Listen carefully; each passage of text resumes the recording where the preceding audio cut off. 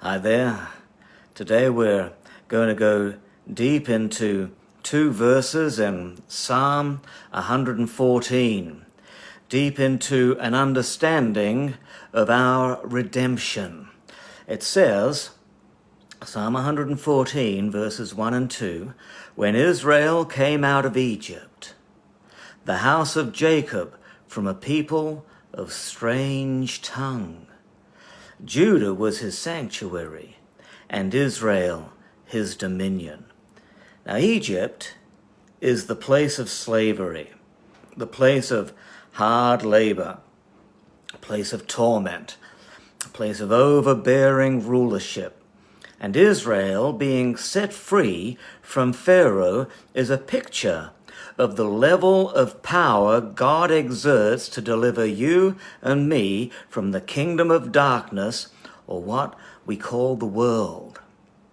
Look at what was required to set Israel free. It required the blood. A lamb was sacrificed, and blood was placed upon the lintels of the house. And the blood was accompanied by signs and wonders. In other words, there is power in the blood of Jesus to set you and to set me free, to set us free from the dominion of the kingdom of darkness, from the dominion of the enemy, or we could say from the world, to set us free from the world and bring us into the kingdom of God's own Son. So this passage says that Egypt was a people of strange tongue. In other words, they're not my kind of people. Language is one of those cues that we use to identify a person's identity. Their education, their confidence, their faith are all perceived when a person is speaking with us. Language, culture, and identity intersect when we speak. In a very real way, language makes us human. Your language reflects your identity. And so when God brings you out of the world, you should expect a corresponding change in your language, in how you talk, how you speak, and in how you think as well. For example, I used to cuss. I don't do that anymore. I haven't done that since I was 18 years old. I used to gossip. I don't do that anymore. I used to be critical. I used to be entertained by the wrong kinds of jokes.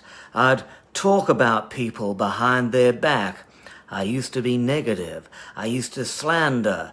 I used to say what people wanted to hear. I used to lie.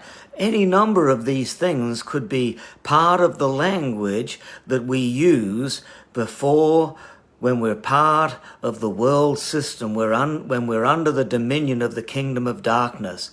All that kind of language is of the world. That is the language of the fallen self-image. But when I'm saved, I reflect the image of God. So I've got a new identity and a new culture, and any of the old way of talking would be considered strange language for us. God has brought us out of that, brought us into a language that heaven approves of. So let's go a little deeper.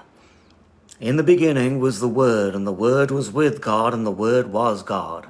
And the Word became flesh and dwelled amongst us, full of grace and truth. So when we're talking about the Word, we're talking communication. The language of God is full of grace and truth. Anything that is not full of grace and truth is strange language. It's the strange language of the world. Even if it's uttered in church, it's still the strange language of the world. So we need to sharpen our array of communication skills until our words become full of grace and truth. And the more you do so, the more successful you'll become in virtually every endeavor of your life. Many conflicts have no resolution due to the absence of either grace or truth. We don't want to hurt somebody's feelings, and so we hold back on something that really needs to be said. And then we harbor resentment, and our relationship with that person becomes a sham because we never truly spoke our heart. Or, on the other hand, we lash out with so much truth and we don't care who we hurt in the process. All our communication needs to have an equal measure of grace and truth. And if it doesn't, as far as God's concerned, it's strange language. It's the language of the world. Everything about us has to communicate grace and truth. Now, when God brings us out of Egypt, it says there in Psalm 114, verses 1 and 2, that two things happen. First, we worship. It says Judah becomes his sanctuary. That's worship language. And secondly, it says that his kingdom comes. We were under the dominion of the evil one. That's Egypt. But now we're under God's dominion. That's the kingdom of God. Think of it in the way that Jesus spoke of when he gave us the Lord's Prayer. When Jesus said, when you pray, say, Our Father who art in heaven, hallowed be your name. That's worship. And the next line is, your kingdom come and your will be done.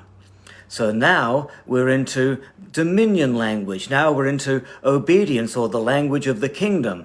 Wherever the kingdom of God is mentioned, there is going to be a corresponding expectation of obedience on our part. In other words, everything comes into order in our lives through the combination of our obedience to God, of our worship, and of our bringing our language and our communication into grace and truth.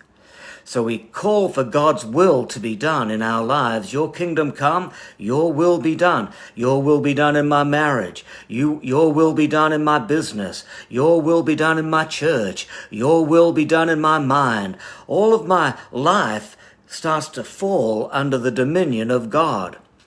When God brings us out of Egypt, out of the world, out of the kingdom of darkness, our response is going to automatically be one of worship and obedience. Remember, God said to Pharaoh, let my people go so that they may worship me.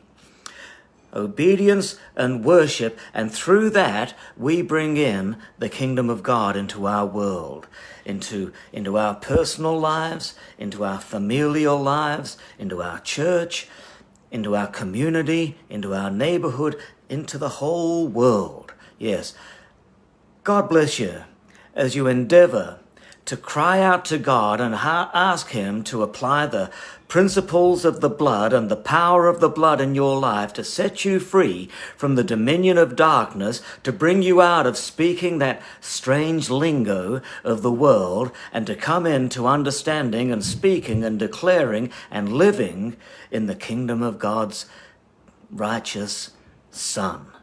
There you go. We'll see you again tomorrow.